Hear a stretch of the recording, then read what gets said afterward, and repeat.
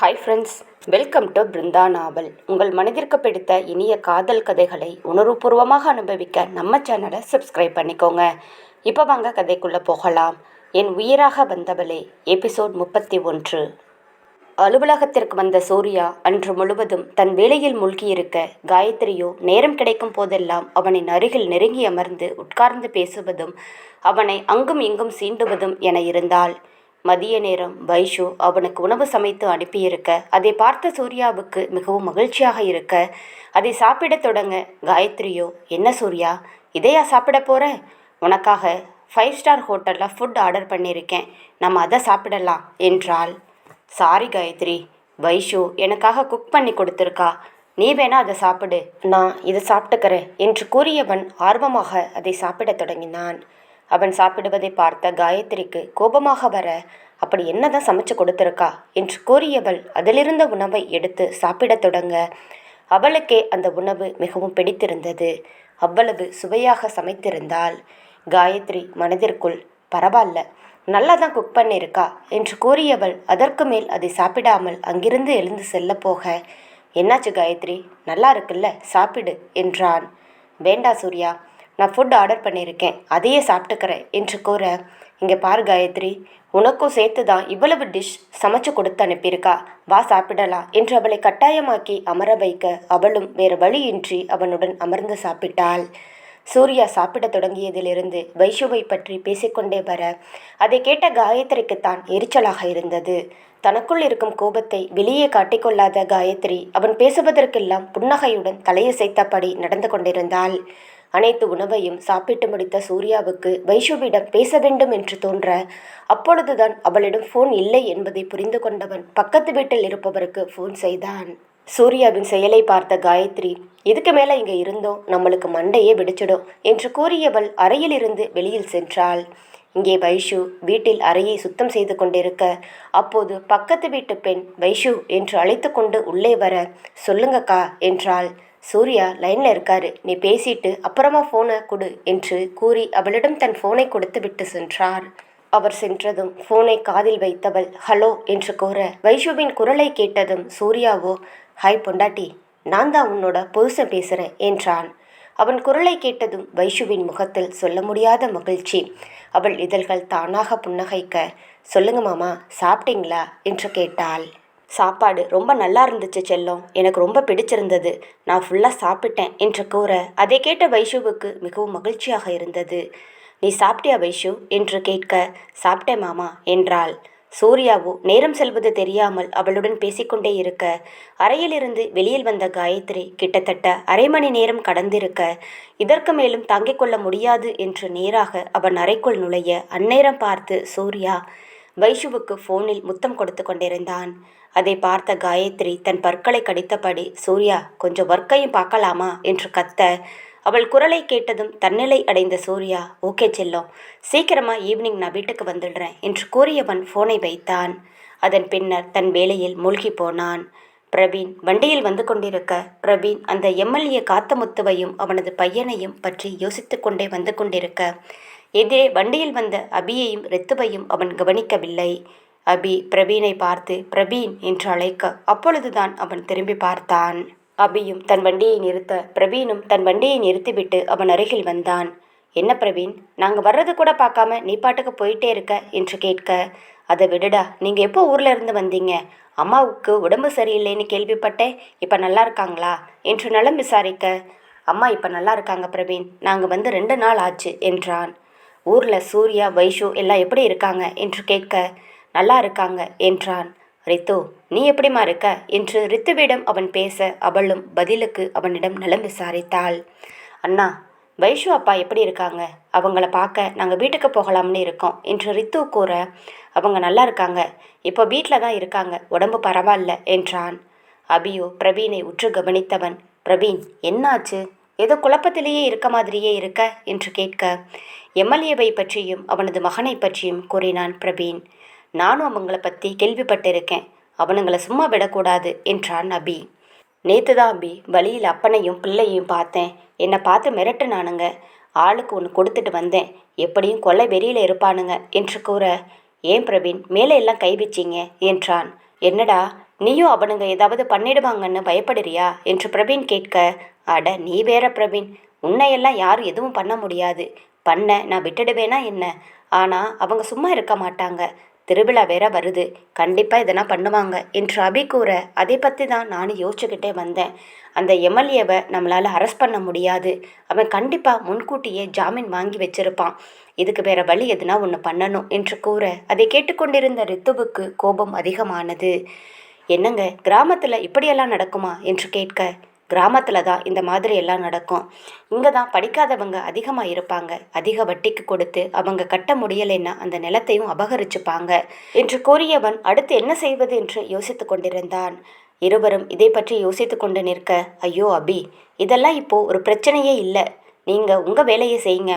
அபி, நிலத்தை ஏமாத்தினவங்க கிட்ட பேட்டி எடுத்து அதை ப்ரூஃபோட நியூஸ் சேனலுக்கு அனுப்பி வச்சிடுங்க. அது மட்டும் இல்லாமல் நம்மளே மீடியாவில் ஷேர் பண்ணலாமா? இந்த மாதிரி இருந்தால் யாராலும் எதுவும் பண்ண முடியாது.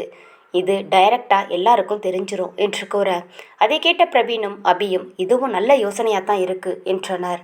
நீ சொல்கிறது சரிதான் ரித்து. நாளைக்கு நான் அவங்க கொடுத்த கம்ப்ளைண்ட்டை எடுத்துக்கிட்டு அவனுங்களை அரெஸ்ட் பண்ண போகிறேன். நான் நினச்ச மாதிரி அவன் பெயில் வாங்கி வச்சுருந்தா திரும்பி வந்துடுறேன். அதுக்குள்ளே அபி, நீ ரித்தன்யா சொல்கிற மாதிரி ஒரு வீடியோ ரெடி பண்ணி யூடியூப் மீடியாவில் விட்டுடு என்று கூற, அதை கேட்ட அபியும் சரி என்று தலையசைத்தான். பின்னர் இருவரும் அங்கிருந்து சென்றனர். ரித்தன்யா கூறுவதைப் போல் அபி எம்எல்ஏவிடம் ஏமாந்தவர்கள் அனைவரையும் தனித்தனியாக பேட்டி எடுத்தான். அவர்களும் எம்எல்ஏ எப்படி தங்கள் நிலத்தை ஏமாற்றி வாங்கினார் என்பதையும் அதை கேட்க சென்ற பொழுது எப்படி தங்களை ஆட்களை வைத்து மிரட்டினார்கள் என்று அனைத்தையும் ஒன்றுவிடாமல் கூறினர்.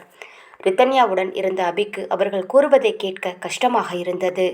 அவள் முகம் வாடியிருப்பதை பார்த்து என்னாச்சு என்று கேட்க, இது ரொம்ப அநியாயம். படிக்க தெரியாதுன்ற ஒரே காரணத்துக்காக இவங்க நிலத்தை இப்படியெல்லாமா ஏமாற்றி வாங்கி இருப்பாங்க? அதுவும் மக்களை பாதுகாக்கிற எம்எல்ஏ இந்த மாதிரி பண்ணாருன்னும் போது ரொம்பவே கஷ்டமாக இருக்குது. இவங்க எல்லாம் என்ன பண்ணுவாங்க என்று கூற, அதுக்கு தான் நாம் இவ்வளவு கஷ்டப்படுறோம். இவங்க இருக்கிற இடம் இவங்களுக்கு கிடைச்சா போதும், இவங்களே நிம்மதியாக இருப்பாங்க. அது தவிர வேறு எதுக்கும் இவங்க ஆசைப்படலை என்று கூற, கண்டிப்பாக இவங்க நிலத்தை இவங்களுக்கு நம்ம மீட்டு கொடுத்தே ஆகணும் என்றாள் ரித்து. இருவரும் எம்எல்ஏவால் ஏமாற்றப்பட்ட அனைவரிடமும் பேட்டி எடுத்து முடித்தவர்கள் தன்னால் முடிந்த வரைக்கும் அவர்களுக்கு தைரியத்தையும் கூறினர். ரித்தன்யாவை வீட்டில் விட்ட அபி தன் நண்பர்களை பார்த்துவிட்டு வருவதாக கூறிவிட்டு வெளியே சென்றான். அந்நேரம் பார்த்து அபியை பார்ப்பதற்காக அவனது நண்பன் விக்ரம் வர, ரித்தன்யாவோ வீட்டின் முன் இருக்கும் தோட்டத்தில் நின்று கொண்டிருந்தாள். விக்ரம் ரித்தன்யாவை பார்த்ததும், ஹாய் சிஸ்டர், என்ன பண்ணுறீங்க என்று நின்று கொண்டிருந்த ரித்துவை நோக்கி விக்ரம் வந்து அழைக்க, குரல் வந்த திசையை திரும்பி பார்த்த ரித்துவோ விக்ரமை அடையாளம் கண்டு மென்மையான புன்னகை புரிந்தவள், ஹாய், உங்களை அபி கூட பார்த்துருக்கேன். நீங்கள் எல்லாம் ஒரு கேங்காக சுற்றினவங்க தானே? நீங்கள் ஃபாரின் போயிட்டதா அபி சொல்லியிருக்காரு. எப்போ ஊருக்கு வந்தீங்க? நல்லா இருக்கீங்களா என்று கேட்டதும் விக்ரம் முகத்திலும் புன்னகை. இன்னைக்கு காலையில் தான் வந்தேன், மச்சான் இல்லையா என்று கேட்க, இவ்வளவு நேரம் இங்கே தான் இருந்தார், இப்போ தான் ஏதோ வேலைன்னு சொல்லி வெளியே போனார் என்றாள். அப்படியா, நல்லதா போச்சு. உங்ககிட்ட பேசுறதுக்கு எனக்கு ஒரு சந்தர்ப்பம் கிடைச்சிருக்கு என்று அவன் கூறியதும், என்கிட்ட பேச என்ன இருக்கு உங்களுக்கு என்றால் புரியாமல். நிறைய இருக்கு, ஆனால் எல்லாத்தையும் சொல்ல முடியுமான்னு தெரியலையே என்று அவன் கூறியதும் அவளின் முகத்தில் குழப்பரேகைகள் ஓடியது. அவளின் குழப்பமான முகத்தை பார்த்த விக்ரம், நீங்கள் குழம்பவே வேண்டாம், இங்கே வந்து உட்காருங்க என்று தோட்டத்தில் போடப்பட்டிருந்த நாற்காலியில் அமர, ரித்தன்யாவும் மற்றொரு நாற்காலியில் அமர்ந்தாள். அபியை பற்றி உங்களுக்கு என்ன தெரியும் என்று அவன் கேட்க, திடீர்னு வந்து அவரை பற்றி கேட்டால் நான் என்ன சொல்கிறது என்றாள். நீங்கள் எதுவும் சொல்ல வேணாம், நானே சொல்கிறேன். அவன் ரொம்ப கோபக்காரன், ரொம்ப முரடன், அது உங்களுக்கு தெரிஞ்சிருக்கும். ஆனால் தெரியாத இன்னொரு விஷயம் என்னன்னா, கல்யாணத்துக்கு முன்னாடி அவனுக்கு ஒரு காதல் இருந்திருக்கு என்றான். என்ன என்று கேட்ட அவளின் முகத்தில் ஆச்சரியம்தான். ஆமாம், அப்புறம் எதுக்காக என்ன கல்யாணம் பண்ணாரு என்று அவள் கேட்க, அதை நீங்கள் அவங்கிட்ட தான் கேட்கணும். காதல்னா சாதா காதல் இல்லைங்க, ஹார்ட்டுக்கு ஹார்ட்டு, உசுருக்கு உசுருன்னு அவன் ரொம்ப உள்ளேருந்து லவ் பண்ணிட்டு இருந்தான். கிட்டத்தட்ட வருஷ கணக்கில் லவ் பண்ணிட்டு இருந்தான். அந்த பொண்ணை ஸ்கூல் படிக்கும் போதில் இருந்து எத்தனை வருஷம்னு கணக்கு தெரியலை. ஆனால் அடித்து சொல்வேங்க, அந்த பொண்ணை லவ் பண்ணின மாதிரி அவனால் வேற எந்த பொண்ணையும் லவ் பண்ண முடியாது. எப்படியாவது நீங்கள் அந்த பொண்ணு கூட இவனை சேர்த்து வைக்கிறீங்களா? அவனோட காதல் எங்களுக்கெல்லாம் ஒரு இன்ஸ்பிரேஷன் மாதிரி. அந்த பொண்ணுக்காக என்ன வேணாலும் செய்கிற நிலைமையில தான் இருந்தான். ஆனால் கடைசியில் அந்த பொண்ணுக்கு வேற ஒரு காதல் இருக்குன்னு இவனே தப்பாக புரிஞ்சுக்கிட்டு அந்த பொண்ணுக்கிட்ட இருந்து சுத்தமாக விலகிட்டான். கண்டிப்பாக இப்போவும் அந்த பொண்ணு மனசில் இவ இடம் பிடிக்க நிறைய வாய்ப்பு இருக்குது.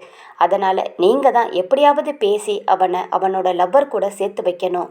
இதை பற்றி நான் உங்ககிட்ட சொன்னது அவனுக்கு தெரியாமல் இருக்கட்டும் என்று மடமடவென்ற விஷயத்தை கூறிவிட்டு அவன் பாட்டுக்கு சென்றுவிட, இந்த முறை ஊருக்கு வந்ததிலிருந்து சந்தோஷமாக இருந்த ரித்துவின் முகம் இப்பொழுதுதான் முதல் முறையாக சுருங்கியது.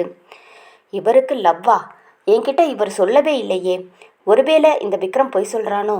ஆனால் எதுக்கு இவன் என்கிட்ட வந்து பொய் சொல்லணும்? 2 பேரும் ஃப்ரெண்ட்ஸ் தானே. இவ்வளவு லவ் பண்ணி இருக்கான்னா அப்புறம் எப்படி இவர் என் கூட சந்தோஷமாக இருக்காரு? இல்லை என்னையும் அவர் லவ்வர் மாதிரி அனுபவிக்கிற வர அனுபவிச்சுட்டு இப்படித்தான் பாதியில் கழட்டி விட்டுட்டு போக பிளான் பண்ணுறாரோ என்று அவளின் மனம் தப்பு தப்பாக யோசிக்க, இல்லை இல்லை, இது அபிக்கிட்டேயே டைரக்டாக கேட்கறது தான் நல்லது என்று ஒரு முடிவுக்கு வந்தவள் அவனுக்காக காத்திருந்தாள். அபி வீட்டிலிருந்து சென்ற விக்ரம் அபிக்கு ஃபோன் செய்ய அதை எடுத்து பார்த்தவன், சொல்லுடா மச்சான், எப்படி இருக்க? ரொம்ப நாள் ஆச்சு பார்த்து. ஃபாரினில் போய் செட்டில் ஆனதோடு சரி, அதுக்கப்புறம் ஊர் பக்கமே உன்னை ஆளை காணோம் என்று கேட்க, ஹலோ மச்சான், அதை விடுடா, உன்னோட ரூட்டு இனிமேல் கிளியர் ஆகிடும்டா என்றான். என்ன கிளியர் ஆகும்? என்னடா பேசுகிற? எனக்கு ஒன்றுமே புரியலை. நான் ஊரில் தாண்டா இருக்கேன் என்று அபி கூற, நானும் ஊரில் தாண்டா இருக்கேன். நீ வந்தது தெரிஞ்சுதான் உங்கள் வீட்டுக்கு வந்தேன். நீ வெளியே போய் இருக்கிறதா சொன்னாங்க, அதனால் ரித்து கிட்ட பேசிட்டு வந்தேன் என்றான். ரித்து கிட்ட என்ன பேசுனா பிடி என்று அபி புரியாமல் கேட்க, கேளு மச்சான், நான் பேசுனதை சொன்னா நீ ஆடி போயிடுவ, அசந்து போயிடுவ என்று முகம் முழுவதும் புன்னகையுடன் கூற, விஷயத்தை சொல்லுடா வெங்காயம் என்று கோபமாக அபி கத்த, உனக்காக நான் செஞ்ச இந்த விஷயத்துக்காக நீ எனக்கு பாராட்டு விழா வைக்க வேண்டாம் மச்சான் என்றான். மச்சி, என்கிட்ட நீ அடி வாங்கி ரொம்ப நாளாச்சுல்ல, சீக்கிரமாக விஷயத்தை சொல்லுடா, நேரில் மட்டும் இருந்த அவ்வளவுதான் உன்னை என்று அவன் கத்த, சரி சரி ஓகே மச்சி, கடுப்பாகாத, டைரக்டாக விஷயத்த சொல்கிறேன். உனக்கு ஒரு டீப்பான லவ் இருக்குன்னு சொல்லிட்டு வந்திருக்கேன் என்றான் விக்ரம்.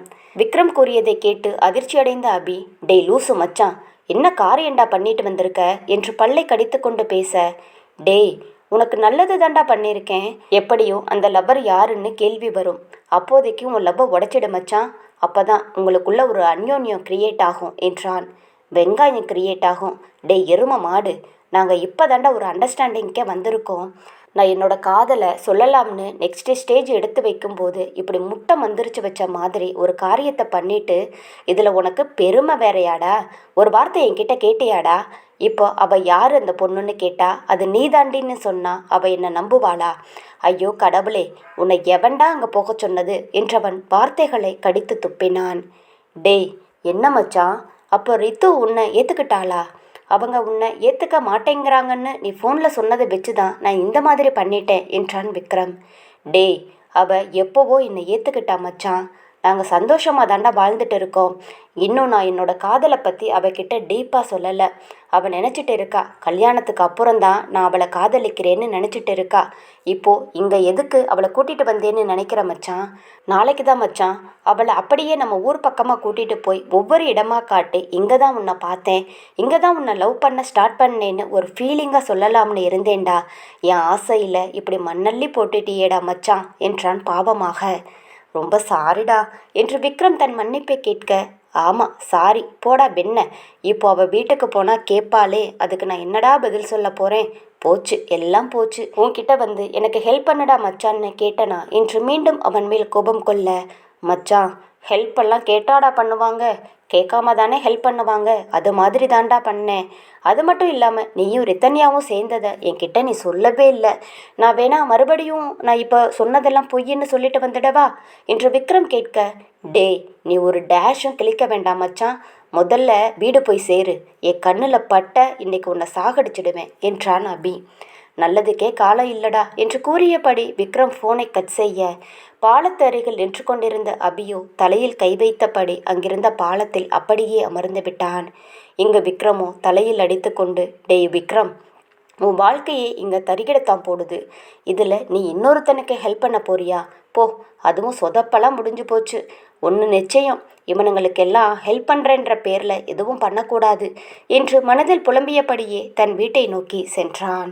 மாலை நேரம் வர சூர்யா அலுவலகத்திலிருந்து தன் வீட்டிற்கு வர சூர்யாவின் வருகைக்காக வைஷுவோ காத்திருந்தாள்.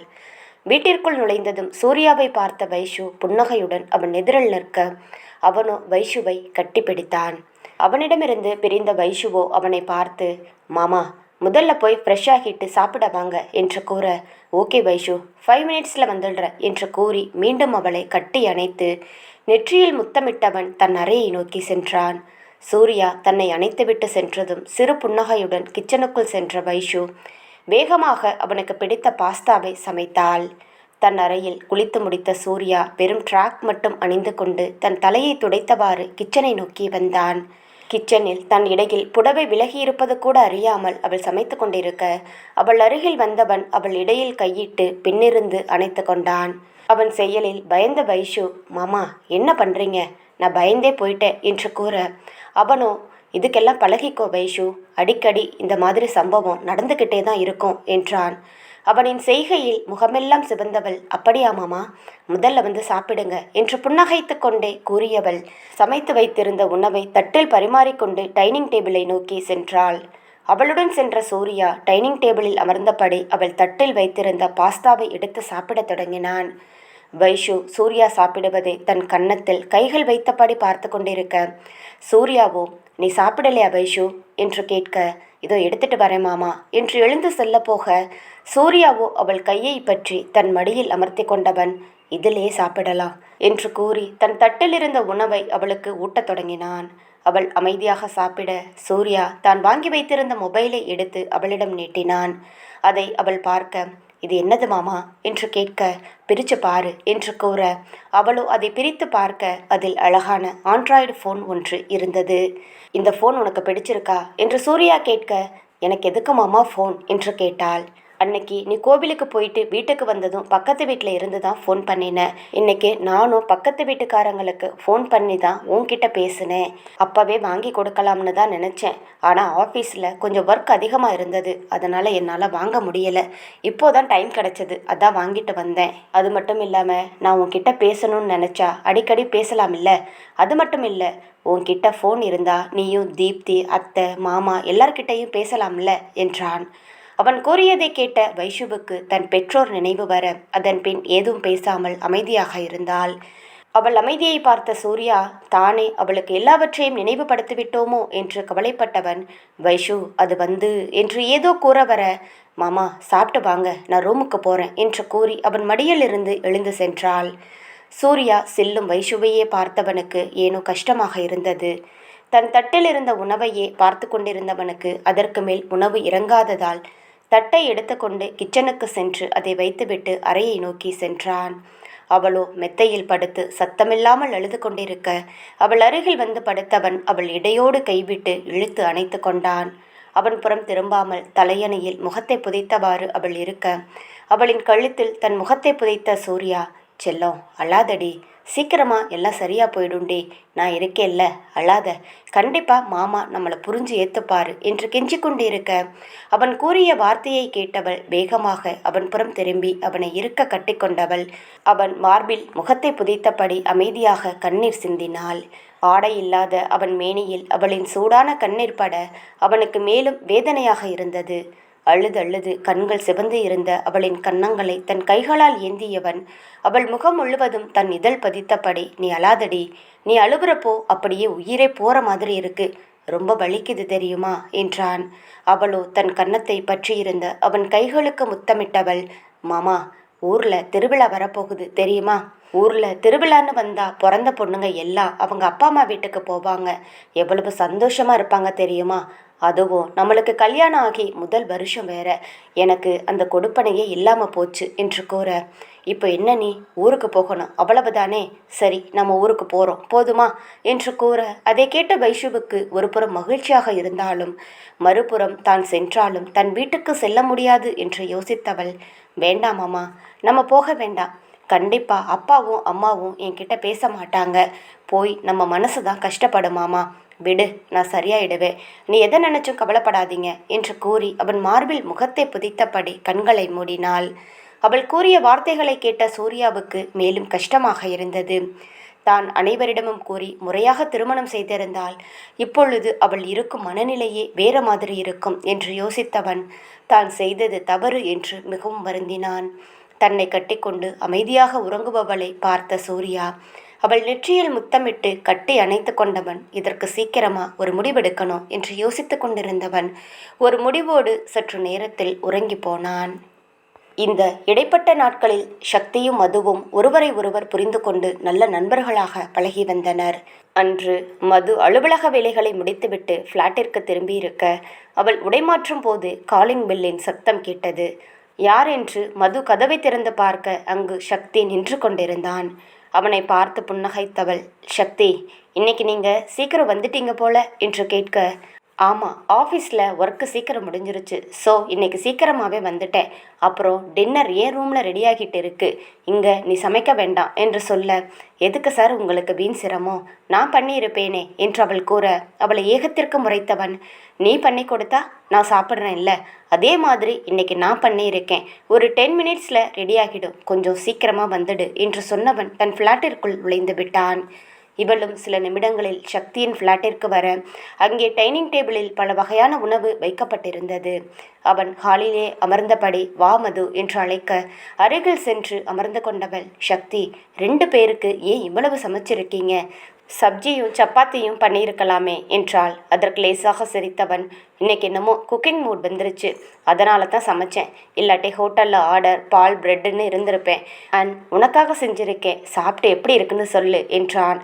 அவளுக்கும் சரியான பசி இருக்கவே 2 கரத்தையும் வேகமாக தேய்த்தவள் அங்கிருந்த ஒரு ஹாட் பாக்ஸை திறந்து பார்க்க அதில் சிக்கன் கிரேவி இருந்தது. ஆஹா, வாசனை தூக்குதே என்று ஒவ்வொன்றையும் திறந்து பார்க்க கிட்டத்தட்ட அதில் எல்லா விதமான அசைவ உணவுகளும் இருந்தது.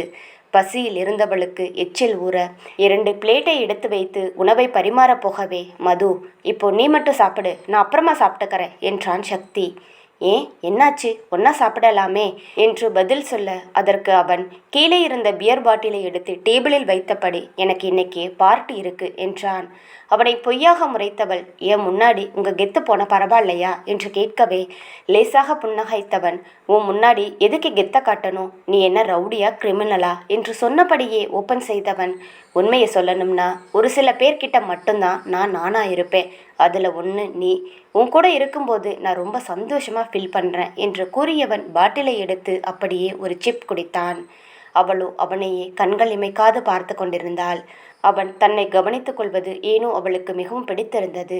அது அவளுக்குள் ஒரு திருப்தியாக இருக்க, இது ஏன் ஏற்படுகிறது, எதற்காக ஏற்படுகிறது, இதெல்லாம் அவள் யோசிக்கவில்லை. இப்படி வாழ்க்கை முழுவதும் இருக்க வேண்டும் என்று அவளின் மனம் அவளிடம் சொன்னது. அவள் சிலையாக தன்னை பார்த்தபடி அமர்ந்திருப்பதை பார்த்த சக்தி டேபிளை லேசாக தட்ட, அதிலே சுயம் பெற்றவள், என்ன பார்த்துட்டு இருக்க, சாப்பிடு என்று சொல்ல தட்டில் உணவை பரிமாறியவள் என்ன நினைத்தாளோ, சக்தி, நானும் ஒரு பியரை ட்ரை பண்ணி பார்க்கவா என்று கேட்க அவள் கேட்டதில் அவனுக்கோ சட்டென்று புரை ஏறிவிட்டது. இரும்பல் நின்றதும், என்ன சொன்ன என்று அதிர்ச்சியாக கேட்க, பியரை ட்ரை பண்ணட்டுமான்னு கேட்டேன் என்று அவள் குழந்தை போல சொல்லவே, அதெல்லாம் வேணாம், திஸ் இஸ் நாட் குட் என்றான். நாட் குட்னா நீங்கள் ஏன் குடிக்கிறீங்க என்று அவள் கோபமாக கேட்க, எனக்கு இது பழக்கம் ஆயிருச்சே, உனக்கு செட் ஆகாது என்றான் சிறு பிள்ளைக்கு சொல்வது போல. அவளோ கேட்ட பாடில்லை. ஒரு முடிவோடு இருந்தவள், நான் இன்னும் குடிக்கவே இல்லை, அதுக்குள்ளே எப்படி செட் ஆகாதுன்னு சொல்கிறீங்க, இன்றைக்கி ட்ரை பண்ணால் செட் ஆகுமா ஆகாதுன்னு தெரிஞ்சிடும் என்று சொல்ல, அதெல்லாம் வேணாம், உனக்கு செட் ஆகாது மது, சொன்னா கேளு, வேணும்னா நான் குடிக்கலை என்று பாட்டிலை ஓரமாக வைத்து விட, சக்தி, இது எனக்கு சின்ன வயசுல இருந்தே ஆசை, இன்னைக்கு குடிக்கலாம்னு முடிவு பண்ணிட்டேன் என்று கூறியவள் அவன் வைத்த பியரை எடுத்து குடிக்க ஆரம்பித்திருந்தாள். அவன் எழுந்து சென்று விளக்குவதற்குள் அவள் குடித்து முடித்திருக்க அவசரமாக அவளிடமிருந்து அதை பிடுங்கியவன், ஏய் லூசாடி, நீ வேணாம்னு ஒரு தடவை சொன்னா கேட்குறியா என்று அவன் தாறுமாறாக கத்த, அவளோ உதட்டை சுவைத்தபடி, அதுதான் ரூல்ஸ் பிரேக் பண்ணியாச்சு, கொடுங்க சக்தி ப்ளீஸ் என்றாள் கண்களால் கெஞ்சியபடி. ஐயோ கடவுளே, இவளை இன்னைக்கு டின்னருக்கு கூப்பிட்டதே தப்பு என்று தலையில் அடித்து கொள்ள, ரொம்ப அழுத்துக்காதீங்க சக்தி, கொடுங்க என்று அவன் கையில் இருந்த பாட்டிலை வாங்க போகவே அதை பின்னே மறைத்தவன், ஏய் இது என் எச்சில் என்று நொந்து கொண்டபடி சொல்ல, நோ ப்ராப்ளம், நாம தான் ஃப்ரெண்ட்ஸ் ஆச்சே, இதில் என்ன இருக்கு என்று கேட்டவளை ஏகத்திற்கு முறைத்தவன், இந்த டயலாக் எல்லாம் வக்கனையாக பேசு என்று சொல்லிக்கொண்டே இருக்க, சக்தி இப்போ தரப்போறீங்களா இல்லையா என்று மிரட்டினாள். கொடுக்கலைன்னா என்னடி பண்ணுவ என்று அவனும் அதே ராகத்தில் மிரட்ட, நாற்காலியில் இருந்து எழுந்தவள், நீங்க கொடுக்கலைன்னா என்ன, சென்னையில பியரா கிடைக்காது என்று வெளியே செல்ல எத்தனிக்க, ஏது என்றபடி அவள் முன்னே வந்து நின்று தடுத்தவன், இப்ப என்னடி உனக்கு பீர் அடிக்கணும் அவ்வளவுதானே? அவன் இறுதியாக கேட்கவும் என்றாள் அவளும் உறுதியாக. அவள் கரம் பற்றி இழுத்தவன், உன்னை டின்னருக்கு கூப்பிட்ட பாவத்துக்கு குடிச்சு தொலை வா என்று இழுத்து கொண்டு சென்று டேபிளில் அமர வைத்துவிட்டு தன் அறைக்கு சென்று சில நிமிடங்களில் பியர் பாக்ஸை அவள் முன் கொண்டு வந்து வைத்தான். அவளுக்கு முதல் முறை என்பதாலேயே கொஞ்சம் குடித்ததும் தலை சுற்ற ஆரம்பித்தது. ஆனால் நம் சக்தி எவ்வளவு அடித்தாலும் ஸ்டெடியாகவே இருந்தான். அவள் கண்களை மூடி திறப்பதும் லேசாக தலையை உலுக்குவதையும் பார்த்தவன், என்ன ஆச்சு என்று கேட்க, ஒண்ணுமில்லையே என்று கெத்தாக சொன்னவள் அடுத்த பாட்டில் எடுக்கப் போக அவள் கரம் பற்றி தடுத்தவன், வேணா சொன்னா கேளு, இத்தோட போதும் என்று எச்சரித்தான். ஆனால் அவள் கேட்காமல் மீதியை குடிக்க எதிரில் அமர்ந்திருந்த சக்தி அவளுக்கு இரண்டாக தெரிய சத்தமாக வாய்விட்டு சிரித்தவள், சக்தி உங்களுக்கு திடீர்னு 4 கண்ணு 2 மூக்கு எப்படி வந்தது என்று கேட்க, சரக்கு வேலை செய்ய ஆரம்பிச்சிடுச்சா என்று வாய்விட்டு புலம்பியவன் அவள் கையில் இருந்த பாட்டிலை பிடுங்கி தூரம் வைத்துவிட்டு, போதும் நீ போய் தூங்கு என்று கரம் பற்றி எழ வைக்க தன் கரத்தை அவனிடமிருந்து உருவிக்கொண்ட மது, ஏய் don't touch me you idiot என்றாள். என்னது இடியட்டா? அவன் சற்று கோபமாகவே கேட்க அதற்கு அவள், ஆமா நீ இடியட் தான், சரியான திமிரு பிடிச்ச இடியட். என்ன பெரிய காக்க சூர்யான்னு நினைப்பா? எப்போ பார்த்தாலும் என்கிட்ட மட்டும் வெறப்பா சுத்திக்கிட்டு இருக்க என்று அவள் போதையில் என்ன பேசுகிறோம் என்று தெரியாமல் உளர ஆரம்பிக்க, அது சரி, நினைவில் இருக்கும்போது திட்ட முடியாமல் போதையில் இருக்கும்போது திட்டுறியா? பிளான் பண்ணி தான் இருந்திருக்க போலவே என்று அவன் சத்தமாகவே சொல்ல அதற்கு அவள், என்னால் ஏன் உன்னை திட்ட முடியாது? உன்னை பார்த்தா பயந்துருவோமா? நீ என்ன அவ்வளவு பெரிய பருப்பாடா என்றாள் சட்டென்று. என்னது டாபா? ஏய் ரொம்ப ஓவரா போறடி என்று அவனும் கேட்க, அப்படித்தாண்டா போவேன், என்னடா பண்ணுவ? நீ மட்டும் என்னை வாடி போடின்னு சொல்லல, ஆனால் நான் உன்னை வாடா போடான்னு சொல்லக்கூடாதா?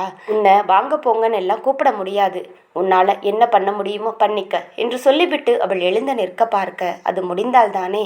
கால்கள் தள்ளாடி மீண்டும் நாற்காலியில் அமர்ந்து விட மது பார்த்து என்று எழுந்து வந்து அவளை பிடிக்க அவளின் விழி பார்வையில் தன்னை தொலைத்தவன் அவளையே பார்த்து கொண்டிருந்தான். அந்த நிலையிலும் அவன் தன்னையே பார்ப்பதை உணர்ந்தவள் அவன் கரத்தை தன்னிடமிருந்து விலக்கி, நான் தான் சொன்னேன்ல, டோன்ட் டச் மீ, நீ ரொம்ப பேட் பாய், என்ன என்னமோ அப்படி பார்க்குற என்றவள் சொல்ல அவனுக்கும் சற்று கோபம் வந்திருந்தது. ஏய் நான் உன்னை என்னடி பண்ண? விழப்போன அதனால தானே பிடிச்ச என்று அவன் விளக்கம் கொடுத்து கொண்டிருக்க அதற்கு அவள், நான் சொன்னது இப்போ மட்டும் இல்லை எப்பவுமே தான் என்றாள்.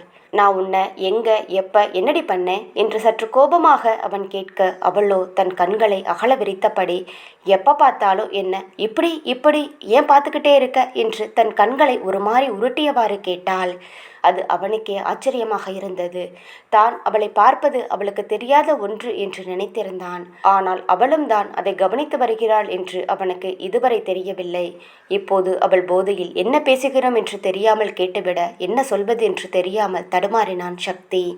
ஆனால் அவளோ விடாப்பிடியாக, என்ன பேச்சையே காணோம், என்ன அப்படி உத்து உத்து பார்க்கற என்று அவள் ஒரு கன்னத்தில் கை வைத்து சிறு பிள்ளை போல முகபாவனையோடு கேட்க அவள் கேள்வியில் அவனும் திக்கு முக்காடி போனான். இவ என்ன என்கிட்டயே குறுக்கு விசாரணை செய்கிறா என்று வாய்விட்டு புலம்பியவன் பின்பு சமாளிக்கும் விதமாக, நீ பெரிய உலக அழகி பாரு, உன்னை உத்து உத்து பார்க்குறாங்க, இவ பெரிய உலக அழகி, சரிதான் போடி என்று சொல்லிவிட்டு அவன் எழுந்து நகர அவளோ தள்ளாடியபடியே எழுந்து அவனிடம் சென்றவள், ஏய் நில்லுடா என்றாள். சற்றே நின்று அவளை திரும்பி பார்க்க விறுவிறுவென வந்து அவன் சட்டையை கொத்தாக பற்றியவள், யாரை பார்த்துடா என்னடா சொல்ற? ஏன் நான் அழகா இல்லையா என்று அவன் முகத்தருகே தன் மூச்சுக்காற்றை உரச கேட்க அதில் கொஞ்சம் தடுமாறித்தான் போனான் சக்தி. முதல் முறை ஒரு பெண்ணின் முன்பு அவனுக்கு நடுக்கம் தோன்றியது என்று சொல்லலாம். மது லீவ் மீ என்று அவன் வார்த்தைகள் திக்கி திணறி வர அவளோ அவன் நிலை அறியாது வம்பு செய்து கொண்டிருந்தாள். அவனின் சட்டையை பிடித்திருந்த அவளது கரம் அவன் தோளை சுற்றி இன்னும் தன்னருகே அவனை இழுத்தவள், சொல்லுடா நான் அழகா இல்லையா என்று கேட்க அவளது அருகாமை அவனுக்கு சொல்ல முடியாத இம்சையை கொடுத்தது. அவள் எவ்வளவு அழகு என்று அவன் உள்மனதிற்கு தெரியும். ஆனால் அதை வார்த்தையால் வர்ணிக்க அவனுக்கு வரவில்லை என்று தான் சொல்ல வேண்டும். ஏன் இப்போது கூட அவன் கண்கள் அவளை ஊடுருவும் பார்வையோடு தான் களவாடி கொண்டிருக்கிறது. அவளது பிறை நெற்றியில் இருந்து தொடங்கிய பார்வை கண்கள், நாசி, கன்னம், உதடு என்று ஊர்வலத்தை நடத்த இங்கே சக்தி கொஞ்சம் கொஞ்சமாக கட்டுப்பாட்டை இழக்க ஆரம்பித்தான். எந்த பெண்ணிடமும் தோன்றாத உணர்வுகள் இவள் முன்னே தாறுமாறாக வெளிப்படுவதை அவன் மனமும் உணரத்தான் செய்கிறது. ஆனால் இதுவரை பெண்களிடம் சிரித்து பேசுவது, ஏன் பார்ப்பது கூட இல்லை. பின் எப்படி இவளிடம் தன் உணர்வுகளை வெளிப்படுத்துவான்? பாவம். அதனாலேயே அவளிடமிருந்து விலக நினைத்தவன் தன் தோள்பட்டையில் மதுவின் கரத்தை எடுத்து விட்டபடி, உனக்கு ஓவராயிருச்சு, ஒழுங்கா படுத்து தூங்கு என்று அவள் கரம் பற்றி அழைத்து செல்ல பார்க்க, பட்டென கரத்தை தட்டிவிட்டவள் தான் பிடித்த முயலுக்கு 3 கால்தான் என்பது போல, நான் அழகா இருக்கனா இல்லையா என்று கேட்டபடியே இருந்தாள். அதில் சக்திக்கு தலைவலி வந்துவிட, அம்மா தாயே, நீ அழகிடி, பேரழகி, உலக அழகி, போதுமா என்று சொல்ல, அப்புறம் எதுக்குடா என்ன அழகு இல்லைன்னு சொன்ன என்று மீண்டும் முதலில் இருந்து ஆரம்பித்தாள். ஐயோ, இவ தொல்லை தாங்க முடியலடா சாமி என்று தன் 2 கரத்தையும் கூப்பி கும்பிடு ஒன்றை போட்டவன், தெரியாம சொல்லிட்டேன்டி, என்னை விட்டுரு ப்ளீஸ் என்று கெஞ்சியே விட்டான். அதற்கு அவளோ, அது எப்படி விட முடியும்? என்னெல்லாம் சொல்லி திட்டி இருக்க. நான் சாரி கேட்க வந்தப்ப கூட நைட்டு முழுக்க என்னை வெளியே நிற்க வச்சவன் தானே நீ என்று அவள் முன்பு நடந்ததை எல்லாம் இப்போது சொல்லி காட்ட தலையிலேயே கை வைத்து விட்டான் சக்தி. அது ஏதோ கோபத்தில் அப்படி பண்ணிட்டேன்டி, இப்போ அதெல்லாம் பேசி உயிரை வாங்காத, அதான் நம்ம ஃப்ரெண்ட்ஸ் ஆகிட்டோம்ல என அவன் சமாதானம் பேச அவ சமாதானம் ஆவாள் போல தெரியவில்லை. நல்ல நிலையில் இருந்தால் கண்களை பார்த்து கூட பேச பயப்படுபவள் இன்று போதையில் அவனை வெளுத்து வாங்கி கொண்டிருந்தாள். அவளின் இந்த அடாபடியான செயலில் இப்போது குற்றவாளியாக நின்று கொண்டிருக்கும் சக்தி என்ன சொல்லி இவளை சமாதானப்படுத்துவது என்று தெரியாமல் முழித்து கொண்டிருந்தான். பாவம், நேரம் செல்ல செல்ல அவள் போதை ஏறிக்கொண்டே செல்ல தலை பயங்கரமாக சுற்றியது. அதற்கு மேல் அவளால் நிற்க முடியாமல் படுக்க இடம் தேடி கால்கள் தள்ளாட, மது பார்த்து இப்படி வந்து உட்காரு என்று அவள் கரம் பற்றினான். மீண்டும் அவன் கரத்தை தட்டிவிட்டவள், என்னை தொடாத என்று நகர பார்க்க, சொன்னா கேட்கணும், இங்க வா என்றான் சக்தி. அதற்கு அவளோ, கேட்க முடியாது, என்னடா பண்ணுவ, ஓ மிரட்டல் எல்லாம் என்கிட்ட வச்சுக்காத, நீ பெரிய பருப்பா, நீ கொஞ்சம் ஹேண்ட்ஸமா அழகா இருந்தா என்ன அழகு இல்லைன்னு சொல்லுவியா என்று அவள் கேட்க, என்னது ஹேண்ட்ஸமா, அழகா இருக்கேனா, ஏண்டி நீ என்னை திட்டுறியா இல்லை காம்ப்ளிமெண்ட் கொடுக்குறியா என்றான். அதற்கு அவள், ரெண்டுமே தான், உன்ன மாதிரி எல்லாம் நான் இல்லை, எனக்கு ஒரு விஷயம் பிடிச்சிருச்சுன்னா பிடிச்சிருச்சுன்னு சொல்லுவேன், அதே மாதிரி உன்னை எனக்கு ரொம்ப பிடிக்கும், ஒரு ஃப்ரெண்டாக மட்டும் இல்லை, அதுக்கும் மேலே என்றபடி அவன் முகத்தை விரல் கொண்டு சுட்டி காட்டியவள், ஓயாமல் பேசுகிற இந்த கண்ணு, கோபப்பட்டா சிவக்கிற இந்த மூக்கு, தாடி இல்லாமல் க்ளீன் ஷேவ் பண்ணியிருக்க உன் கண்ணும், எப்பயாச்சும் ரேரா சிரிக்கிற உதடு என்று அவனின் உதட்டில் அவளது விரல்களை வைத்து அழுத்தியபடியே அவன் இதய பகுதியில் கரத்தை வைத்து அழுத்தியவள், அப்புறம் இந்த கள்ளம் கபடமில்லாத இந்த தூய்மையான மனசு, இது எல்லாமே எனக்கு ரொம்ப ரொம்ப பிடிக்கும் என்று சொல்லி அவன் மார்பிலேயே சரிந்து விழுந்தாள். அவள் சொல்வதெல்லாம் கனவா இல்லை நினைவா என்பது போலத்தான் இருந்தது அவனுக்கு. நினைவில் இருக்கும்போது அவள் இப்படியெல்லாம் பேச மாட்டாள். ஆனால் இப்போது தன்னை பிடித்திருக்கிறது என்று கூறுகிறாளே, இது போதையின் விளைவா இல்லை மனதில் இருப்பதை சொல்கிறாளா என்ற சிந்தனையில் அவன் இருக்க, அவன் கரங்களோ தன் மார்பில் சரிந்து கிடந்தவளை தன்னிச்சையாக அணைத்து கொண்டது. இந்த நிமிடம் சொல்ல முடியாத சந்தோஷமும் நிம்மதியும் அவனுள் ஏற்பட, இப்படியே அவள் எப்பொழுதும் தன்னோடு இருக்க வேண்டும் என்று அவன் மனம் அவனிடம் கெஞ்சியது. இது இந்த மாதிரியான உணர்வுகள் என்று அவனால் உறுதியாக சொல்ல முடியவில்லை. ஆனால் இது வேண்டும் என்று அவனுக்கு உறுதியாக தோன்றியது. அவளை அணைத்திருந்த கரம் இன்னும் இருக்க, மது என்று அழைத்தான் மெல்லிய குரலில். அவன் அழைப்பு அவளது செவியை மென்மையாக தீண்ட, என்றாள் அவளும். நான் உனக்கு அவ்வளவு பிடிக்குமா என்று கேட்க, அவனை விட்டு பிரிந்து நின்றவளோ முகம் சுருங்க, அவன் புரியாமல் என்னாச்சு மது என்று கேட்டுக்கூட முடிக்கவில்லை. அவன் மேலேயே வாமிட் செய்வது போல் அவள் செய்கை செய்ய, உடனே அவளை வாஷ்ரூமிற்கு அழைத்து சென்றவன் அவளின் தலையை பிடித்து கொண்டான். அவளோ வாந்தி எடுத்து முடித்ததும் அவளை அங்கிருந்த சோஃபாவில் அமர வைத்தவன் பாத்ரூமிற்குள் சென்றான். இவளை போய் டின்னருக்கு கூப்பிட்டேன் பாரு, எனக்கு இன்னும் வேணும், இதுக்கு மேலேயும் வேணும், பார்க்கத்தான் பயந்தாங்கோலி மாதிரி இருக்கா, பேசுகிற பேச்ச பாரு, என்னையவே வாடா போடான்றாளே, என்ன தைரியம் இவளுக்கு என்று வாய்விட்டு புலம்பியபடியே பாத்ரூமில் இருந்து வெளியேறி பார்க்க, அவளோ அங்கே இல்லை. இவ எங்க போயிட்டா என்று சுற்றுமுற்றும் கண்களை அலையவிட, சாரி சக்தி என்று குரல் மட்டும் கீழிருந்து வந்தது. உடனே தரையில் பார்க்கவே அங்கே வெறும் தரையில் படுத்தபடி கிடந்தாள் மது.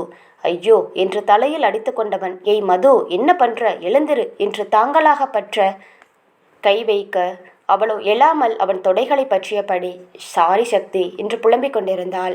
இவள என்று புலம்பியவன் அவளை அலைக்காக தூக்கிக் கொண்டவன் தன் ரூமை நோக்கி அழைத்து வர அவளும் ஏதோ கரடி பொம்மையை அணைப்பது போல அணைத்து கொண்டாள். பெட்டில் அவளை கிடத்திவிட்டு அவன் எழ பார்க்க அவளோ விடமாட்டேன் என்பது போல அவனை இழுத்து அணைக்க அதில் பேலன்ஸ் மிஸ் ஆகி அவள் மீது முழு உடலையும் போட்டு விழுந்து விட்டான். அவளோ சுயநினைவு இல்லாமல் இருந்ததால் அது அவளுக்கு வலிக்கவில்லை. ஆனால் அவளுக்கு எங்கே வலித்து விட்டதோ என்று பதற்றமடைந்தவன் அவசரமாக தலையை உயர்த்தி அவளை பார்த்தபடி, மது அடிபட்டுருச்சா என்று பதறிக்கொண்டே கேட்க அதையெல்லாம் உணரும் நிலையில் இல்லாமல் போனவள் ஷாரி சக்தி என்று சினுங்கிக் கொண்டே தன் அணைப்பை இன்னும் இன்னும் இறுக்கமாக்கினாள். அவன் நினைத்தால் ஒரே தள்ளில் அவளை விளக்க முடியும்.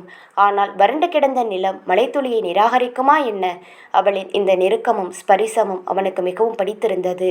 உறங்கியிருக்கும் போது அவளது அழகிய முகம் அவனை வெகுவாய் கவர்ந்து இழுக்க தன்னிச்சையாக அவன் உதடு அவள் நெற்றியில் பதிந்தது. பின்பு கண்கள், மூக்கு, கன்னம் என இறங்கிய உதடு அவள் தேன் இதழை நோக்கி வர, ஹே சக்தி, என்ன பண்ற என்றும் எச்சரித்தது மூளை. உடனே அவளை பெட்டில் இருந்து விலக்கியவன் தலையை அழுந்த கோதியபடி அறையிலிருந்து வெளியேறிவிட்டான். அவள் அருகே தன் மனம் கட்டுப்பாடு இழக்கிறது என்று நன்றாகவே அறிந்தவன் எங்கு தன்னை மீறியும் அவளை ஏதும் செய்துவிடுவோமா என்ற பயத்தில் பக்கத்து அறைக்குள் நுழைந்து தன்னை பூட்டிக்கொண்டான். அவள் தன் மீது வைத்திருக்கும் நம்பிக்கையை அவன் இழக்க விரும்பவில்லை என்று சொல்ல வேண்டும். அங்கிருந்த படுக்கையில் படுத்து அப்படியும் இப்படியும் புரண்டவனுக்கு அவள் மதிமுகமே கண்களில் வந்து போனது. தன்னை ஒரு தோழனை விட அதிகமாக யாசிக்கிறேன் என்று அவள் வார்த்தைகள் காதில் ஒலிக்க அவளுடன் சரிந்து உறவாடி மார்பை தொட்டு பார்க்கவே அவன் இதழ்கள் வெட்க புன்னகையில் மலர்ந்தது. அதை உணர்ந்த சக்தி, ஐயோ, எப்படி இருந்த என்ன இப்படி ஆக்கிட்டாளே, யார்கிட்டையும் மசியாத இந்த மனசு இப்போ இவகிட்ட இப்படி சிக்கி தவிக்குதே, ஒருவேளை இதுதான் காதலோ என்று அவன் மனதில் தோன்றிய இந்த நிமிடம் முழுவதுமாக இது காதல்தான் என்று உணர்ந்தான். ஆனால் இதையெல்லாம் உணர்த்திய அவளுக்குத்தான் நடந்ததெல்லாம் நினைவு இருக்குமா தெரியவில்லை. அவள் இதையெல்லாம் போதையில் சொன்னாளா, இல்லை இது மனதில் இருந்து உதிர்த்த வார்த்தைகள் தானா? அவளும் காதலை உணர்வாளா, இல்லை சக்தியின் மனதில் மட்டும் காதலை வளர விடுவாளா? இதை வரும் நாட்களில் பார்ப்போம். இங்கே என்ன செய்வதென்று புரியாமல் ஒரு வழியாக அபி வீட்டிற்குள் வர அவனின் வரவை எண்ணி காத்திருந்த ரத்தன்யாவோ, இவ்வளவு நேரம் எங்கே போனீங்க? உங்களை தான் தேடிட்டு இருந்தேன், இப்பயாவது வீட்டுக்கு வரணும்னு தோணுச்சே என்று அவள் ஆரம்பிக்க, ரித்து கொஞ்சம் டயர்டாக இருக்கு, இரு ஹாட் வாட்டரில் குளிச்சுட்டு வந்துடுறேன் என்று கூறி அவன் பாத்ரூம் உள்ளே நுழைந்து கொள்ள சரி என்று அவளும் அவனின் வருகைக்காக காத்திருந்தாள். ஆனால் பாத்ரூமின் உள்ளே நுழைந்தவனுக்கு எவ்வளவுதான் ப்ரிப்பேர் பண்ணிவிட்டு வந்தாலும் அவளின் முன்பு வார்த்தை வராமல் சுத்தமாக பிளாங்க் ஆகி விடுகிறது. ஏனென்றால் உள்ளே நுழைந்தவுடன் அவள் கேட்கும் கேள்விகளுக்கு டான் டான் என்று பதில் கூற வேண்டும் என்ற எண்ணத்தில் தான் அவன் இவ்வளவு நேரம் கழித்து வந்ததே.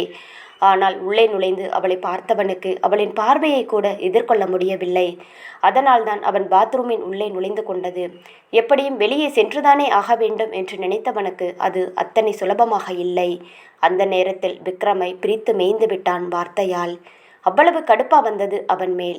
வெளியே நின்று கொண்டிருந்த ரித்துவோ, என்னங்க என்ன ஆச்சு, உள்ளே போய் ரொம்ப நேரம் ஆன மாதிரி இருக்கு, ஏதாவது வேணுமா என்று அழைத்து குரல் கொடுத்த பிறகு இதற்கு மேல் உள்ளே இருந்தால் சரிப்பட்டு வராது என்று ஒரு கப் தண்ணீரை எடுத்து மட்டும் மேலே ஊற்றி குளித்தது போல் பாவனை செய்தவன் வெளியே வந்தான்.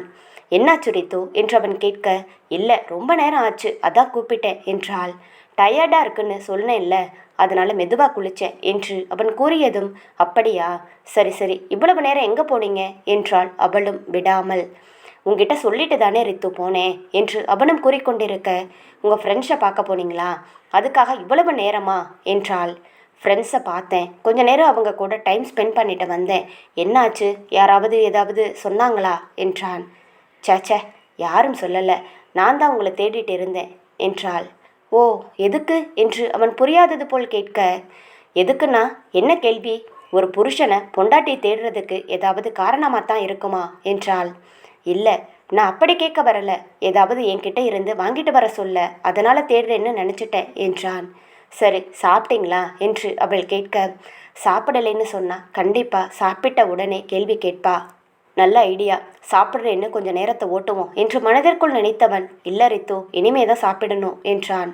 அப்படியா, ஆனால் உங்கள் அம்மா கிட்ட நீங்கள் சாப்பிட்டேன்னு சொல்லிட்டீங்க போல, அத்தை எல்லா சாப்பாட்டையும் வீட்டில் வேலை செய்கிறவங்களுக்கு கொடுத்துட்டாங்க, காலையில் இருந்தால் வேஸ்ட் ஆயிரும்னு, நான் வேணா தோசை ஊற்றி தரவா என்று அவள் கேட்க, இல்லை வேணாம் வேணாம், ஃப்ரெண்ட்ஸ் கூட ஒரு 2 பரோட்டா சாப்பிட்டேன் 8 மணிக்கு, அதுவே போதும் என்றான். போதுமா, கன்ஃபார்மாக சொல்லுங்க என்று அவள் மீண்டும் கேட்க, இல்லை போதும் என்றான் அவனும். நீங்கள் இப்படித்தான் சொல்லுவீங்க, அதுக்காகத்தான் நான் பால் எடுத்துட்டு வந்தேன் என்று அவள் கூறியதும், ரைட்டு, இன்னைக்கு ஒரு முடிவோடத்தான் இருக்கா போல என்று அவர் நினைத்து கொண்டிருக்க, இந்தாங்க என்று பால் கிளாஸை ரித்து கொடுக்க அதை வாங்கி குடித்து அவன் கீழே வைத்ததும், சார் பழைய ஃப்ரெண்ட்ஸ் எல்லாம் பார்த்தாச்சா என்றாள். இதோ ஆரம்பிச்சிட்டாளே என்று நினைத்தவன், பார்த்தாச்சு ரித்து என்றான் சிரித்து கொண்டே. என்ன சொல்கிறாங்க உங்கள் பழைய ஃப்ரெண்ட்ஸ் எல்லாம் என்று அவள் கேட்க, ஒன்றுமில்லை, சும்மா தான் பேசிகிட்டு இருந்தேன் என்றான். சும்மாவா? அது எப்படி சும்மா பேசுவாங்க? இவ்வளவு நாள் பிரிஞ்சிருந்திருக்கீங்க, இத்தனை நாள் என்ன நடந்ததுன்னு கண்டிப்பாக பேசியிருப்பாங்கல்ல என்றாள். ஆமாம் பேசினாங்க தான் என்று அவன் திக்கி திணறி கூற, என்ன பேசினாங்க என்றால் தன் இடுப்பில் கை வைத்தவாறு. இவ நம்மளை சும்மா விடமாட்டா போலேயே என்ற மனதிற்குள் நினைத்தவன், என்ன நீ தோண்டி துருவி எல்லாம் கேள்வி கேட்குற என்றான் முகத்தை பாவமாக வைத்து கொண்டு. தோண்டி துருவி எல்லாம் கேள்வி கேட்கல, சும்மா கேஷுவலாக தான் கேட்டேன் என்றாள் அவளும் விடாமல். எல்லாரும் அவங்களோட பிஸ்னஸ் பற்றி சொன்னாங்க என்று அவன் கூறியதும், பிஸ்னஸ் பற்றி பேசுகிற மூஞ்சியா இது என்றாள் நக்கலாக. ஓய், எங்களை பார்த்தா உனக்கு எப்படி தெரியுது என்று அவன் கேட்க, சரி நீங்கள் இப்போ சொன்ன மாதிரி தான் பேசுனீங்களா என்று மீண்டும் அவள் கேட்க, வேற என்ன பேச போகிறோம் ரித்து என்றான். அவ்வளவு பெரிய கேங்காக இருக்கீங்க, ஒருத்தர் கூட லவ் பண்ணலையா என்ன என்று அவள் கேட்டதும் அவள் கேட்ட கேள்வியில் ஒரு நிமிடம் அதிர்ச்சியானவன், வந்துட்டா பாயிண்ட்டுக்கு வந்துட்டா, டே அபி இன்னைக்கு நீ செத்தாடா என்றவன் மனதிற்குள் புலம்பிக் கொண்டே நின்றவன், லவ்வா 2-3 பேர் பண்ணிட்டு தான் இருந்தாங்க என்றான். ஓ சூப்பர் சூப்பர், யாரை பண்ணாங்க என்று அவள் கேட்டதும், அது தெரிஞ்சு நீ என்ன பண்ண போற என்றான். சும்மா தெரிஞ்சுக்கலாம்னு கேட்டேன் என்று அவளும் கூற, இதெல்லாம் உனக்கு தேவையில்லாத விஷயம் விடு என்றான். எவ்வளவு விஷயம் எனக்கு தேவையில்லாததுன்னு இப்படி மறைச்சி வச்சிருக்கீங்க என்று கேட்க, இப்போ உனக்கு என்ன தெரியணும், டைரெக்டாக என்கிட்ட கேளு, எதுக்கு சுற்றி வளைச்சு பேசணும் என்றான். சரி, நீங்களும் உங்கள் ஃப்ரெண்ட்ஸ் மாதிரி லவ் பண்ணியிருக்கீங்களா என்ன என்றாள். நான் லவ் பண்ணேன்னு சொன்னா நீ என்ன பண்ண போற என்று அவன் கேட்க, நீங்கள் யாரை லவ் பண்ணீங்களோ அந்த பொண்ணை உங்கள் கூட சேர்த்து வைக்க போகிறேன் என்றாள். அவள் கூறியதை கேட்டு அதிர்ச்சி அடைந்தவன், அது முடியாது, அந்த பொண்ணுக்கு கல்யாணம் ஆயிடுச்சு என்றான். அப்போது அந்த பொண்ணுக்கு கல்யாணம் ஆனதுனால தான் வேறு வழி இல்லாமல் என் கூட நீங்கள் வாழ்கிறீங்களா என்று அவள் கேட்க, இது மாதிரி லூசுத்தனமாக என்கிட்ட கேள்வி கேட்காத என்றான். அபி, நான் கேட்கறதுக்கு பதில் சொல்லுங்க என்று அவள் மீண்டும் கேட்க, எதுக்கு நீ இப்போ தேவையில்லாமல் பிரச்சனையை உண்டு பண்ணுற, நம்ம லைஃப் ஸ்மூத்தாக போயிட்டு இருக்கு, இதை பேசி குட்டையை குழப்பாத என்றான். எந்த விஷயத்தையும் நான் தெரிஞ்சுக்க கூடாதுன்னு நினச்சா எப்படிங்க 2 பேரும் ஒரு அண்டர்ஸ்டாண்டிங் கப்பலாக இருக்க முடியும்? நிறைய விஷயம் நீங்கள் என்கிட்ட மறைக்கிறீங்க, சரி நீங்களே சொல்லுவீங்கன்னு நானும் விட்டுட்டேன். ஆனால் இப்போ இது உங்கள் பர்சனல் தான், ஆனால் நீங்கள் இப்போ என்னை கல்யாணம் பண்ணியிருக்கீங்க, அதை பற்றி தெரிஞ்சுக்கிற உரிமை எனக்கு இருக்குன்னு நினைக்கிறேன். சொல்லுங்க, யார் அந்த பொண்ணு என்றாள். நான் தான் சொல்கிறேன் இல்லடி, அந்த பொண்ணுக்கு கல்யாணம் ஆயிடுச்சுன்னு என்று அவன் கூறியதும், அந்த பொண்ணும் உங்களை மாதிரி கட்டாயத்தில் தான் கல்யாணம் பண்ணியிருக்குமோ என்றாள். இப்போ யார் இங்கே கட்டாயத்தில் கல்யாணம் பண்ணியிருக்கா என்று அவன் கேட்க, வேற யாரு, நீங்கள் தான் என்றாள். மாமாவே என்கிட்ட சொல்லியிருக்காங்க, எனக்காகத்தான் என் பையன் உன்னை கல்யாணம் பண்ணிக்கிட்டான் அப்படின்னு என்றாள். இது ஸ்டார்டிங்கில் ரித்து, இப்போ அப்படி கிடையாது என்றான். ஏன் நீங்கள் லவ் பண்ண பொண்ணை விட்டீங்க, அந்த பொண்ணுக்கு கல்யாணம் ஆகிற வரைக்கும் நீங்கள் ஏன் அமைதியாக இருந்தீங்க என்றாள். எல்லாருக்கும் ஒரு சூழ்நிலை வரும், அது மாதிரி எனக்கும் ஒரு சூழ்நிலை, விடு, நானே மறந்துட்டு இருக்கேன், நீ எதுக்கு இப்போ அதை தோண்டி துருப்பி கேட்டுட்டு இருக்க என்றான். இல்லை, எனக்கு உங்கள் லவ்வை பற்றி தெரிஞ்சுக்கணும், சொல்லுங்க என்றாள் பிடிவாதம் பிடித்தவாறு. ரித்து, என்ன ஆச்சு, நல்லா தானே இருந்த, எதுக்கு திடீர்னு உனக்கு இப்படியெல்லாம் தோணுது?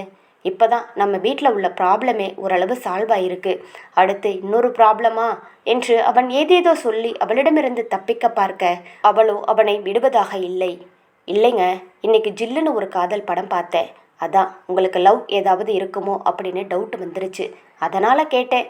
ஆனால் பாருங்க, உண்மையாகவே நீங்கள் லவ் பண்ணியிருக்கீங்க என்றாள். அப்பா என்னம்மா சமாளிக்கிறா என்று அவளை மனதிற்குள் வருத்தெடுத்தவன், இங்கே பாரு ரித்து, படம் வேற, ரியல் லைஃப் வேற என்றான்.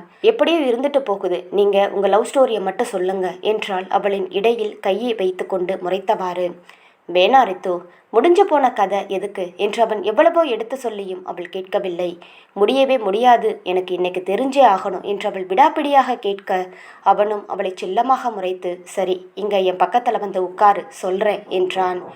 வேறு வழி இல்லாமல் அவளும் அவன் பக்கத்தில் சென்று அமர அவளின் கையை எடுத்து தன் கை மீது வைத்தவன் அவள் கண்களை பார்த்து, நீ நினைக்கிற மாதிரி லவ் ஸ்டோரி இது கிடையாது. நான் லவ் பண்ணேன் தான், ஆனால் நான் மட்டும்தான் பண்ணேன். அந்த பொண்ணுக்கு நான் லவ் பண்ணதே தெரியாது என்றான்.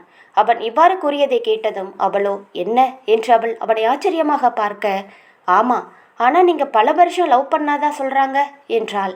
ஆமாம், பல வருஷம் லவ் பண்ணேன் தான், ஆனால் என்னோட காதல் சொல்லாமலே போயிடுச்சு. நான் பண்ணின இந்த ஒன் சைட் லவ்வுக்காக நீ ஜில்லுன்னு ஒரு காதல் படத்தில் வர்ற மாதிரி பூமிகாவை தேடி போக போறியா என்று அவன் சிரித்து கொண்டே கேட்க அவனை முறைத்தவள், சேச்சே, நான் சும்மா சொன்னேன். உங்களுக்கு ஒன்று தெரியுமா, எனக்கு வயசு பிள்ளையா இருக்கும்போதிலிருந்தே ஒரு ஆசை. வாலி படத்தில் வர்ற சிம்ரன் மாதிரி லவ் பண்ணி ஃபெயிலியரான ஒரு பையனை தான் லவ் பண்ணி கல்யாணம் பண்ணணும்னு. நீங்கள் லவ் பண்ணீங்கன்னு தெரிஞ்ச உடனே என்னோட ஆசை நிறைவேறிடுச்சுன்ற சந்தோஷம்தான் பட்டேன். ஆனால் நீங்கள் நினைக்கிற மாதிரி உங்கள் பூமிக்காவை எல்லாம் தேடி தருவேன்னு கனவுல கூட நினைக்காதீங்க. அந்தளவு மனசெல்லாம் எனக்கு கிடையாது. சும்மா உங்களை காண்டு ஏற்ற தான் அப்படி பேசினேன் என்றாள். அவள் இவ்வாறு கூறியதை கேட்டவன் எதுவும் பதில் கூறாமல் மௌனமாக சிரித்தபடி அவளை பார்க்க, என்ன நீங்கள் சிரிக்கிறத பார்த்தா சரியில்லையே, ஒருவேளை அந்த பூமிகாவை தேடி தருவேன்னு நினச்சிட்டீங்களோ என்றாள். அவள் பேரு பூமிகா இல்லை, அழகான பேரு. மனசில் நினைக்கும் போதே அவள் கண்ணு முன்னாடி வருவா என்று அவன் கூற, சரி சரி போதும் போதும், ரொம்ப வலியாதீங்க என்றாள். அவனும் சிரித்து கொண்டே மணியை பாத்தி அரைத்து 1 மணி ஆயிடுச்சு, இந்த டைம் நமக்கான டைம், நீ வேஸ்ட் பண்ணிட்டு இருக்கடி என்றான். ஹலோ ஹலோ, அப்படியே பேச்சை மாற்றாதீங்க, கதையை இன்னும் ஸ்டார்ட் பண்ணவே இல்லை, சும்மா இன்ட்ரோ தான் கொடுத்துருக்கீங்க. எனக்கு உங்கள் காதல் கதை ஃபஸ்ட்டில் இருந்து தெரிஞ்சாகணும் என்று அவள் கேட்க, அதை இப்போதைக்கு சொல்ல முடியாது, போடி என்றான். என்னங்க ப்ளீஸ் சொல்லுங்க என்று அவள் கெஞ்ச, ரித்து ப்ளீஸ் டி, ஊருக்கு போய் ஒரு நாள் லீவு போட்டு உனக்கு சொல்கிறேன், ஓகேவா? இப்போ படுடி, டைம் ஆகுது, இன்னும் 3 டேஸில் ஊருக்கு போகணும், இதுக்கு மேலே போகாமல் இருந்தால் நல்லா இருக்காது என்றான். உனக்கு வேலை எதுவும் அர்ஜென்ட் இல்லையா என்று அபி கேட்க, என்னன்னு தெரியல, வேலைக்கு போகவே பிடிக்க மாட்டேங்குது என்றாள். இடி மழை ஏதாவது வெளியில் அடிக்குதா பாரு என்றவன் கூற, என்ன நக்கலா என்றாள். பின்ன வேலைக்கு போகிறது தான் என் கனவு, வேலைக்கு போகிறது தான் என் லட்சியம், நான் பிறந்ததுக்கான பலனே வேலைக்கு போகிறது தான்னு சொல்லிட்டு தெரிஞ்சவ இப்போ வேலைக்கு போக பிடிக்கலைன்னு அதுவும் ஓவாயிலிருந்து கேட்கும்போது எப்படி இருக்கு தெரியுமா என்று அவன் அவளை கிண்டல் செய்ய, சும்மா என்னை ஓட்டாதீங்க என்றாள். ஓட்டலரைத்து உண்மையை தாண்டி சொல்கிறேன் என்றான். ஆமாம், இப்போ இருக்க இந்த வாழ்க்கையே நல்லா இருக்குது, ஸ்மூத்தாக போயிட்டு இருக்குல்ல, அதனால் சொன்னேன், சென்னை போயிட்டா ஆட்டோமேட்டிக்காக மைண்டு சேஞ்ச் ஆகிடும் என்றாள். சும்மாவா சொன்னாங்க, பொண்ணுங்களோட மனசு குரங்கு மாதிரின்னு இன்று மீண்டும் அவளை சீண்ட, இப்போ நீங்கள் என்ன குரங்குன்னு சொல்கிறீங்களா என்றாள் அவனை முறைத்து கொண்டே. அப்படி உன்னை சொல்வனா ரித்து என்று அவன் சிறு புன்னகையுடன் கூற, அதான் சொல்லிட்டீங்களே, சரி இன்னொரு கேள்வி கேட்கவா என்றாள். சரி கேளு என்று அவன் கூறியதும், அந்த பொண்ணுக்கிட்ட நீங்கள் எதை பார்த்து லவ் பண்ணீங்கன்னு நான் தெரிஞ்சுக்கலாமா என்றாள். பொறாமை கொஞ்சம் கொஞ்சமாக வருது போல என்று அவள் கன்னத்தை கிள்ளியவாறு கேட்க, ஏங்க பொறாமையெல்லாம் இல்லை, சும்மா தெரிஞ்சுக்க தான் கேட்குறேன், உங்களுடைய டேஸ்ட் எப்படி இருக்குன்னு தெரிஞ்சா அதுக்கேற்ற மாதிரி நானும் இருப்பேன் என்றாள். அவளோட மூக்குத்தி, அந்த மூக்குத்தியில் தான் விழுந்துட்டேன் என்றான் சிறு புன்னகையுடன். உடனே ரித்து தன்னுடைய மூக்கை தொட்டு பார்த்து, அதனால தான் என்னை ஏற்றுக்கிட்டீங்களா என்றாள் சந்தேகத்துடன். மேபி இருக்கலாம் என்றான் அவனும். அந்த பொண்ணு என்ன மூக்குத்தி போட்டு இருக்கு என்று அவள் கேள்விகளை அடுக்கிக் கொண்டே போக, இந்த நைட்டு இப்படியே போயிடுமாடி என்று அவன் ஏக்கமாக கேட்க, நான் கேட்குற கேள்விக்கு முதல்ல பதில் சொல்லுங்க என்றதும், நீ போட்டிருக்க அதே மாதிரி மூக்குத்தி தான் என்றான். அப்போ நான் சொன்னது கரெக்டு தான் இல்லையா என்றாள். நானும் அதைத்தான் சொன்னேன் ரித்து, எல்லா விஷயத்துலையும் அந்த பொண்ணு மாதிரின்னு நீ என்கிட்ட கேட்காத என்று அவன் கூற, கண்டிப்பாக கேட்பேன், உங்களுக்கு அந்த பொண்ணை பிடிச்சிருக்கு, அப்போது அந்த பொண்ணு மாதிரி இருந்தால் என்னையும் உங்களுக்கு பிடிக்கும் தானே என்றாள். இல்லைனா உன்னை பிடிக்காதா என்று அவன் கேட்டதும், இன்னும் அதிகமாக பிடிக்குங்க என்ன உங்களுக்கு என்றாள். அதெல்லாம் வேணாம், நீ எப்படி இருக்கியோ அப்படியே இரு ரித்து, இதுக்கு மேலே தாங்காது, வரியா இல்லை உன்னை அதை பண்ணவா என்று அவன் கூற, அதை கேட்டவுடன் அவனை பார்த்து அழகாக சிரித்தவள், அதுக்கெல்லாம் நீங்கள் சரிப்பட்டு வரமாட்டீங்க. சரி ஓகே, நீங்கள் சொல்கிறத நான் இப்போ கேட்குறேன், ஆனால் கண்டிப்பாக ஊருக்கு போனதும் சொல்லணும், ஒரு நாள் இதுக்காகவே லீவு போடுறேன் என்றாள். லீவெல்லாம் போட வேண்டாண்டி, ஞாயிற்றுக்கிழமை சொல்கிறேன் என்று அவளும் கூற, எப்படியோ சொன்னா சரி என்று அவள் கூறிவிட்டு அவன் அருகில் படுக்க அவள் நார்மலாக இருப்பதை பார்த்த பிறகுதான் அபிக்கு மூச்சு சீராக வந்தது. இந்த அளவு இந்த விஷயத்தை ரித்து ஈஸியாக எடுத்துக்கொள்வாள் என்று அவன் நினைக்கவில்லை.